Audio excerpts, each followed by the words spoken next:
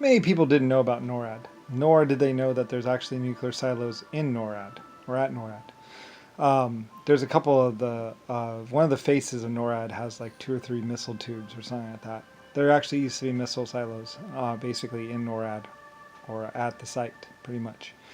Very much hidden from view, basically. It looked like just a normal mountain on the outside, but on the inside it was basically a communications hub, pretty much.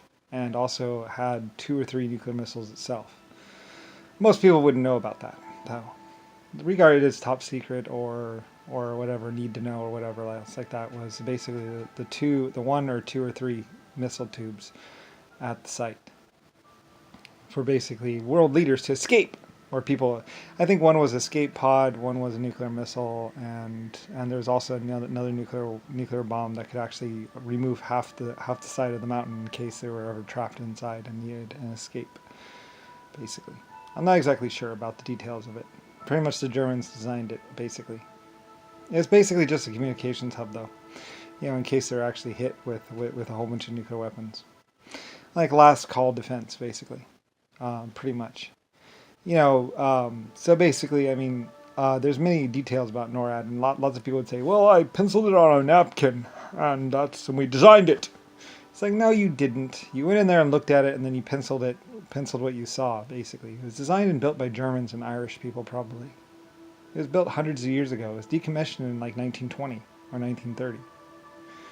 Basically, because everyone knew about it, and we didn't really need it anymore. It was just a communications hub. That's all it was. In 1950s and 1940s, 1950s, 1960s, when people found out about it, it was the hot new thing. But I mean, it was basically built hundreds of years ago, long before even America or something like that. It was built by my people, by Germans and stuff like that. And like I say, there's other stories. There used to be a lot of stories around in 1920s about people hearing scratching in the walls of the deepest mines. Like people who were mining deep down in the earth would sometimes put a stethoscope up to the side wall of the mountain, and they'd hear scratching, scratch, scratch, scratch, scratch, scratch, scratch, scratch, and it sounded like digging deep down inside the mountain, or inside of the earth. They could hear scratches and stuff like that, like people trying to claw their way out, or scratching sounds. Anyway, it could be a mining machine, or it could be, or it could actually be some exoskeleton somewhere in the earth. It's hard to say, really. Like I said, there was also stories about people breaking into mines with cobwebs that were long since abandoned hundreds of years ago, or thousands of years ago. There's also stories of basically people digging around or doing one explosive charge too many and falling into the ground or into the earth, or finding a deep underground cave or something like that.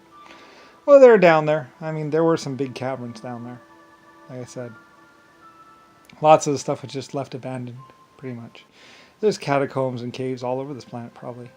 Deep down inside. They're probably full of water now, or something like that. Like, most people called the Earth honeycomb, or something like that. Or at least a few of my planets, basically. Because, like, there's honeycomb, there's all kinds of different caves and stuff like that. We've been mining on this planet for hundreds or billions of years, basically. So, anyway, there's caves and caverns and all kinds of stuff down there. It's not really a new thing. I mean, probably if you start digging down almost anywhere, you're probably going to hit an old mine shaft or an old mine somewhere. There's probably hundreds of them down there. I said that there used to be exoskeletons and all kinds of life forms here. So, I mean, many of them made this planet their home. So, because I was here. So, anyway, I told them to all to leave and to get away from the humans for a while until things settled out. And that I would stay here and try and convince you of who I was and what I was. Even the 1.5s, I think, evacuated at some point in time because it was just too dangerous here. Humans were trying to capture them and torture them. So, anyway, people would say, "Come here, little guy," and go after the little 1.5s. Poor little things. Anyway, trying to capture them. Anyway, they're my life forms. So, anyway, they ran away or whatever, or hid. Other people made up stories about calling them gremlins or this or that, and they weren't. They're 1.5s. They're just little people, basically. Anyway, there's also exoskeletons, a lot of other life forms. Anyway, they knew me, and then they knew I was here, so... Yeah, whatever. Anyway, many people would call me crazy or whatever. Rodney sure did, and a lot of other people did, but I mean, I'm Lucifer Star. So, anyway, they're my life forms. Just like the human race.